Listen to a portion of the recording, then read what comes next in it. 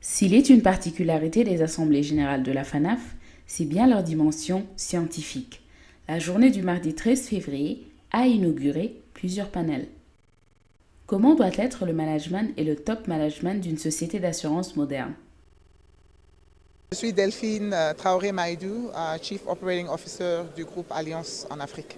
J'ai parlé en particulier du défi de la stratégie, parce que l'exécution de la stratégie reste un domaine assez difficile pour nous. J'ai parlé du défi de la performance opérationnelle.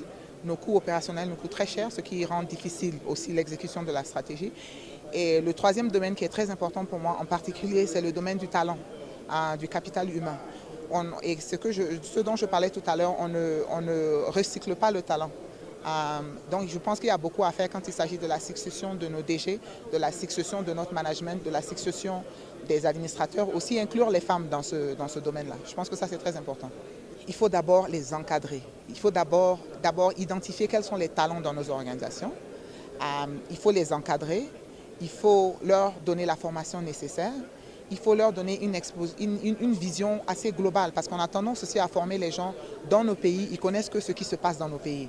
Donc je pense que c'est important pour les leaders aussi de prendre 2 ou 3 personnes sous leurs aisselles et puis les aider, sous leurs ailes, et puis les aider à se développer. Je pense que ça c'est très important. Mais aussi se préparer à laisser la place aux autres, aux plus jeunes, que les jeunes aussi commencent à prendre des positions de leader dans nos sociétés. Je pense que ça c'est très important. Je pense qu'entre la jeunesse et les femmes, associées aussi aux hommes, je pense que c'est important aussi d'avoir c'est important qu'on commence à les utiliser parce qu'ils apportent une vision assez différente des dirigeants qu'on a en ce moment. On ne peut développer l'Afrique que si on s'assure qu'on utilise toutes nos forces possibles et ça inclut les femmes, ça inclut les jeunes. Je suis M. Saliou Bakayoko, directeur général de Suno Assurance Vie Côte d'Ivoire. Alors, comme je l'ai dit dans mon intervention, la principale menace, c'est ce que nous appelons la rupture avec le modèle d'affaires. Parce que le modèle d'affaires traditionnel que nous avons aujourd'hui, c'est là où le client doit se déplacer chez nous, tout est fait par le papier. Or, le nouveau modèle distributif, qu'on appelle l'économie collaborative, qui va consister à mettre des gens en relation et leur donner un bien ou un service donné sans passer par un tiers qui soit une personne morale ou une personne physique.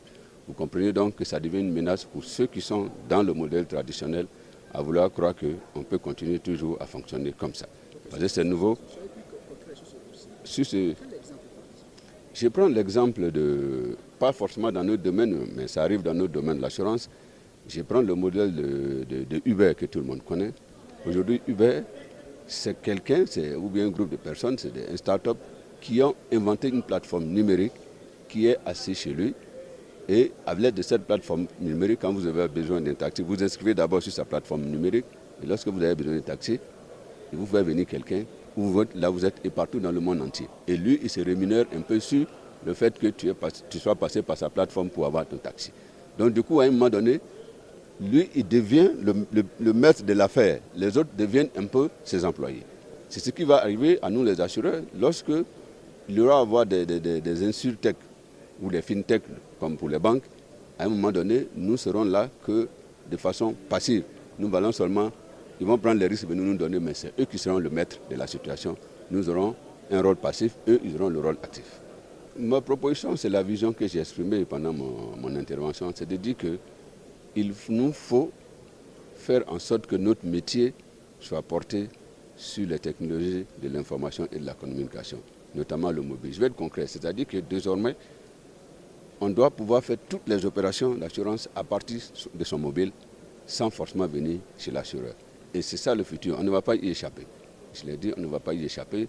Moi, j'ai une expérience sur le terrain qui me permet de parler de tout ce que j'ai dit aujourd'hui avec conviction. Pour moi, ce n'est plus une vision. C'est aujourd'hui une conviction pour dire que plus tard, nous ne pourrons plus fonctionner comme nous sommes en train de fonctionner aujourd'hui. Si l'assurance africaine doit s'adapter à la disruption, cela doit se faire à tous les niveaux. Comme qui dirait, de la tête aux pieds. Je suis Bené Lawson, administrateur du groupe NCA. Bon, mais l'état des lieux, c'est qu'il y a eu beaucoup de progrès de réaliser dans l'organisation et la gouvernance de nos sociétés d'assurance, mais il y a encore beaucoup qui reste à faire. C'est ce que nous avons dit. Il faut que nos sociétés s'organisent mieux pour pouvoir faire face à cette ère du numérique. On ne peut pas aller à l'ère du numérique et réussir si on n'est pas bien organisé et si on ne s'est pas doté d'une gouvernance idoine. Non, je n'ai pas dit de changer la tête. Vous savez, c'est une question de... Il faut s'adapter. Donc il y a une question de mentalité. C'est-à-dire que quand on dit, j'ai dit que le poisson pourrissait par la tête, donc il ne faut pas que la tête pourrisse. Pas que le poisson, c'est ça, il ne faut pas que la tête pourrisse, il faut que la tête soit toujours bien en conformité avec les lois, avec les règles et que les choses se fassent comme ça doit se faire. Par contre, si on ne respecte pas les lois, si on ne respecte pas les règles, si on se comporte n'importe comment, si on est laxiste, il va de soi que les choses ne marcheront jamais. Mais je crois qu'il y a beaucoup d'efforts qui sont faits dans ce domaine-là. Beaucoup d'efforts sont faits. On faisait juste encourager les uns les autres à faire encore mieux. Voilà. Et l'intermédiaire d'assurance dans tout cela?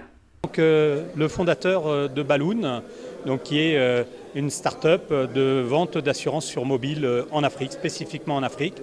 Et nous sommes aujourd'hui implantés dans 2 pays, la Côte d'Ivoire et puis le Sénégal. Nous sommes en train d'ouvrir au Cameroun et l'objectif c'est d'ouvrir 15 pays d'ici à 2020. Parce que notre vision de l'Afrique c'est de dire aujourd'hui l'Afrique est en sous-assurance pour les particuliers et qu'il faut développer ça pour mieux protéger je dirais, l'ensemble des populations. Alors le concept de la société c'est faciliter le travail de l'utilisateur, c'est avoir la meilleure expérience client. Ça signifie quoi? Ça signifie que le client rentre son numéro de portable. Derrière, il prend une photo de sa carte grise. Nous récupérons l'ensemble des informations qui sont sur la carte grise. Nous les mettons dans nos bases. On lui propose un tarif. Et le tarif qui est adapté à son véhicule, en l'occurrence. Et puis ensuite, s'il est intéressé par telle ou telle formule, nous lui proposons de prendre en photo sa carte d'identité, son attestation, son permis de conduire. Et puis derrière, il est assuré, il n'a plus qu'à payer par mobile money et à signer électroniquement. L'avantage, c'est que le client, il n'a pas besoin de venir nous voir, il n'a pas besoin de faire la queue, il n'a pas forcément non plus besoin de savoir lire ou écrire. Il peut souscrire comme ça, naturellement, chez lui, tranquillement. Et puis, on va le voir ensuite pour lui donner son attestation d'assurance. Donc l'avantage, c'est que ça casse les barrières de distance, où qu'il soit, il peut s'assurer, ça casse les barrières sociales et puis éducatives, puisqu'il peut ou non savoir lire ou écrire. Et puis troisième point, c'est aussi, il casse les barrières, ça casse les barrières économiques, parce qu'on peut faire des primes d'assurance petites, parce que sur des périodes très petites, puisqu'il peut souscrire à tout moment. Écoutez, moi je ne le vois que comme une opportunité. Il est évident que ça veut dire que les intermédiaires d'assurance vont avoir à travailler un peu différemment, à organiser leur métier un peu différemment. Mais quelle profession aujourd'hui n'a pas eu besoin de changer? Et les banquiers en premier. Et puis, dernier point, s'il n'y a pas cette adaptation, qu'est-ce qu'on va voir? On va voir ce qui s'est passé dans le milieu bancaire, où aujourd'hui, que 15% de la population a un compte en banque en Afrique, alors que 90% utilisent mobile money. Donc, si les intermédiaires n'accompagnent pas le mouvement, s'ils ne suivent pas le mouvement, malheureusement, ils vont se mettre en difficulté, et c'est là toute la transformation qu'ils doivent faire. De notre côté, on accompagne aussi les courtiers, on voit les courtiers. Plusieurs courtiers là, sont venus me voir également pour me demander comment ils pouvaient travailler avec nous.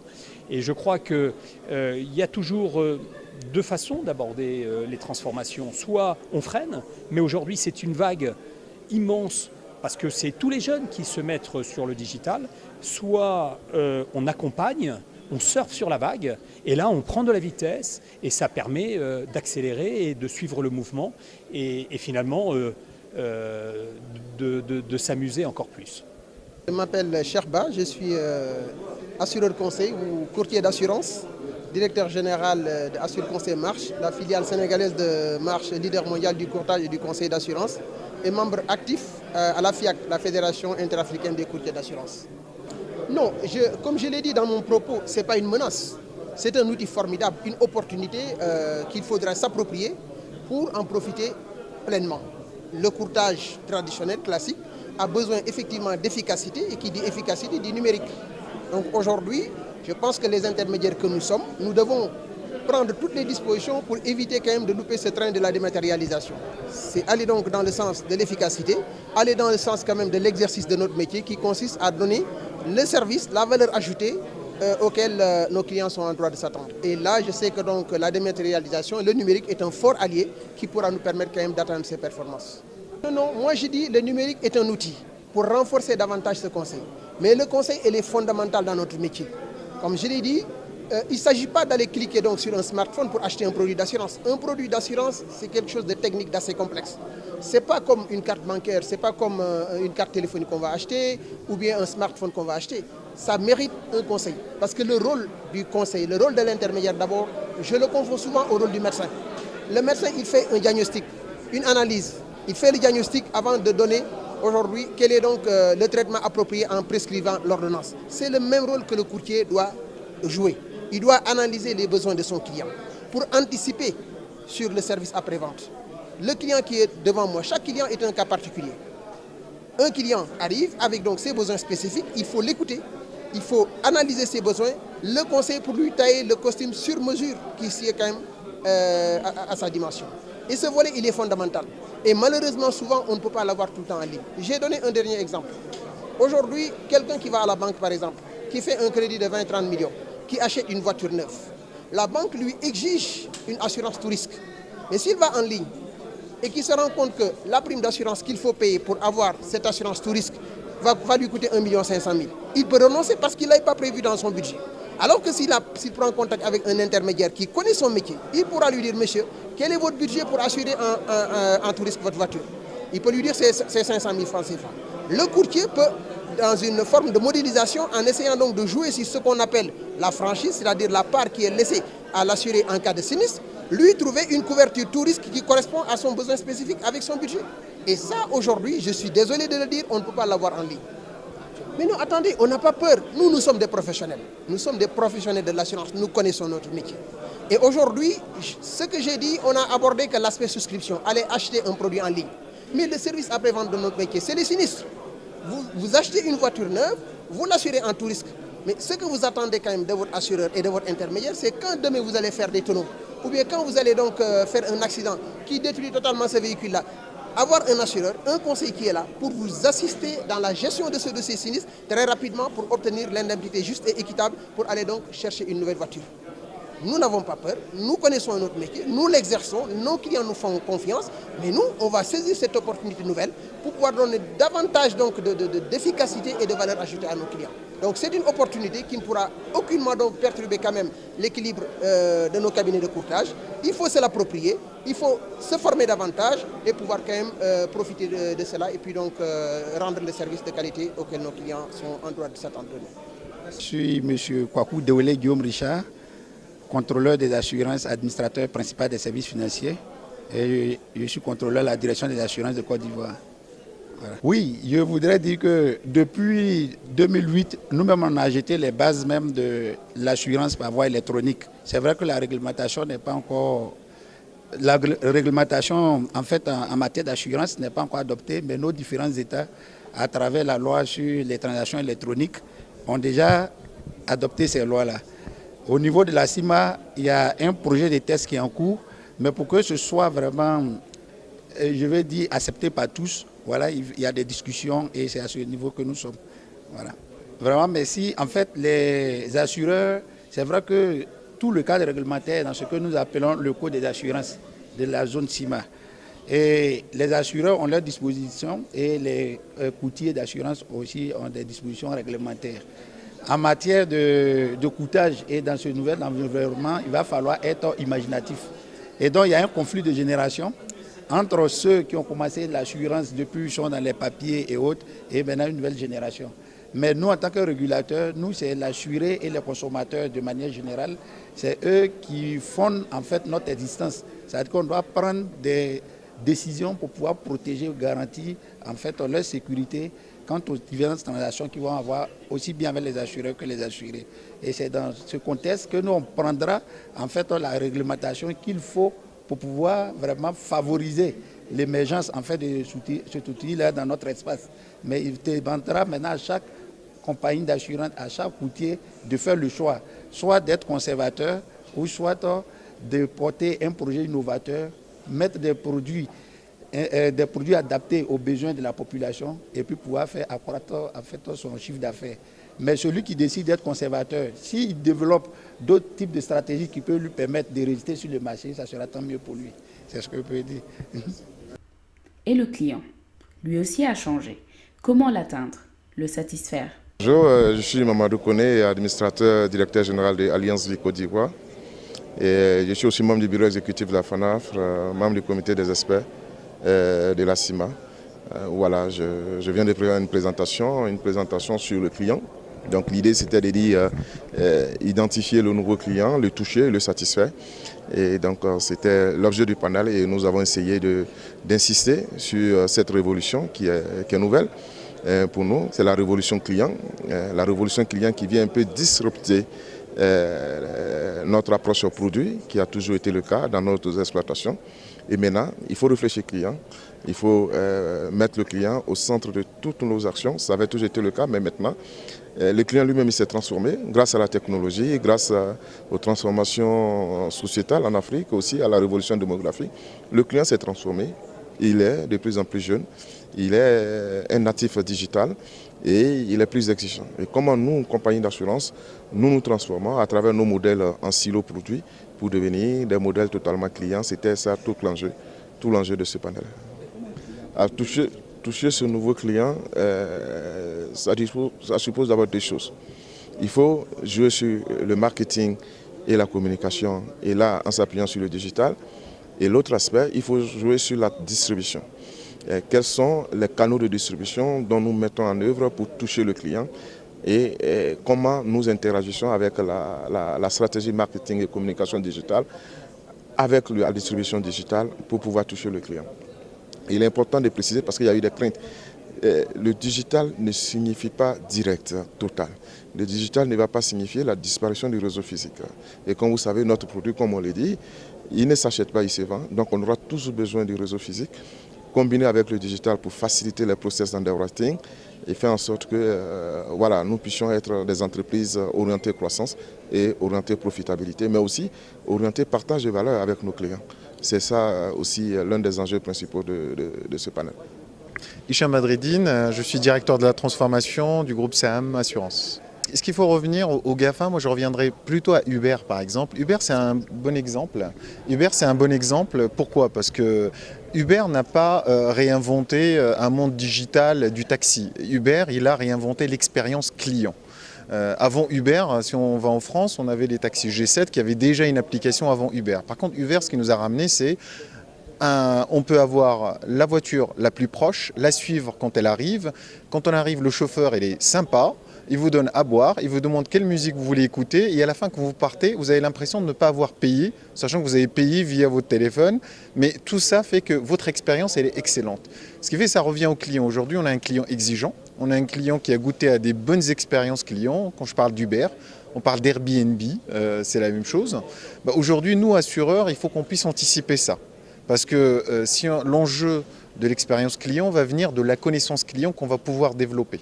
Aujourd'hui, les GAFA ont cette capacité à développer cette expérience client. Amazon, il a tellement de données qu'aujourd'hui qu'il est capable de savoir quel est le besoin du client et comment il va y répondre à ce besoin. À nous demain, avant que ces GAFA aussi arrivent, peut-être travaillons avec ces GAFA, pourquoi pas, pour connaître notre client, structurer notre parcours client et apporter la meilleure réponse à ce client. Ça va être ça l'enjeu de demain. C'est l'expérience client et la connaissance client, c'est ça l'enjeu. Adopter les technologies, les attitudes de management modernes pour enfin restructurer l'organisation autour de la satisfaction client. Dans l'après-midi, les financiers ont rencontré les assureurs à travers la traditionnelle table ronde FANAF-FIAC. Je suis Madame Diaye Hélène Camara. Je suis courtier d'assurance au Mali. Ce qui est important pour nous, c'est d'abord effectivement donc, de venir sur cette plateforme d'échange. C'est important parce que ce n'est pas évident, c'est quand même un événement des assureurs. Et donc quand ils nous convient à venir participer, ça veut dire qu'ils déjà ils reconnaissent notre apport aussi dans l'industrie. Donc c'est important qu'on soit là, qu'on réponde à cette invitation. Il y a beaucoup de sujets. Le principal étant bien entendu le défi de la digitalisation, mais ceci ne doit pas occulter les anciens problèmes que nous avons et qui ne sont toujours pas résolus, à savoir donc les thèmes qu'on a donc discutés aujourd'hui, c'est-à-dire les retards dans les règlements de sinistres qui causent des préjudices aux assurés. Et vous savez, dans la relation tripartite entre l'assuré, l'assureur et nous-mêmes, nous représentons donc les assurés. Et donc à ce titre, nous sommes leur porte-voix. Et quand il y a des difficultés, donc quand nos assurés rencontrent des difficultés à se faire indemniser, les premières personnes qui répondent de ça, c'est d'abord les courtiers.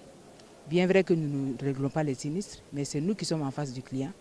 Et donc c'est nous qui essuyons d'abord les colères du client. Et donc c'est pour ça qu'on a posé ce problème. Le deuxième problème qu'on a posé concerne donc la prolifération des intermédiaires, entre guillemets, d'autres intermédiaires et surtout des intervenants non autorisés. Parce qu'il y a beaucoup sur nos marchés, il y a beaucoup de gens qui interviennent. Il y en a des agents généraux qui aussi délèguent des pouvoirs de souscription à d'autres agents généraux. Il y a des mandataires, comme on dit, des mandataires non salariés, c'est-à-dire des personnes qui ont des conventions d'apport d'affaires avec les compagnies d'assurance et qui ne sont pas donc soumis aux mêmes contraintes réglementaires, fiscales et sociales que les compagnies d'assurance, que les compagnies de courtage que nous sommes. Ce qui fait donc des distorsions de concurrence. Et donc nous avons tenu à attirer l'attention de la FANAF sur ces points parce que cela relève vraiment de leur niveau. Et qu'est-ce que vous avez souhaité? Qu'est-ce que vous leur avez proposé? Bon, nous avons souhaité de mieux encadrer d'abord donc la délivrance de ces autorisations, même si on sait qu'il y a un contrôle du législateur, mais ce n'est pas suffisant, parce qu'il y a aussi beaucoup de gens qui exercent sans autorisation et qui sont pratiquement des informels. Bon, les moyens de lutter contre ça malheureusement sont assez limités, mais ce que nous avons donc proposé, c'est de faire des codes communs dans tous les marchés, des codes communs de déontologie et d'éthique qui font que, en fait, nous allons nous interdire certaines pratiques avant d'avoir recours au législateur qui ne peut pas tout résoudre. Nous sommes entre gens d'affaires, nous sommes dans un secteur entre professionnels que nous connaissons et nous savons les risques qu'il y a donc à cette dérive de plusieurs apporteurs qui créent une concurrence malsaine, qui amène aussi de la confusion d'image dans l'esprit du public, qui ne fait pas de distinction entre qui est agent agréé, qui est courtier d'assurance, qui est assureur. Tout le monde est taxé de la même façon, alors que ça crée en fait du détournement d'image, même du détournement de primes, parce que toutes les primes qui sont récoltées n'aboutissent pas forcément chez les compagnies d'assurance. Donc nous avons un intérêt commun à assainir le secteur de la distribution. Et oui, aux AG de la FANAF, c'est toute la sphère financière africaine qui s'affaire pour assurer un développement économique. Disruption. Voilà un concept qui aura du mal à déstabiliser une Afrique habituée aux percussions du tam-tam. Et si l'Afrique devenait le disrupteur ?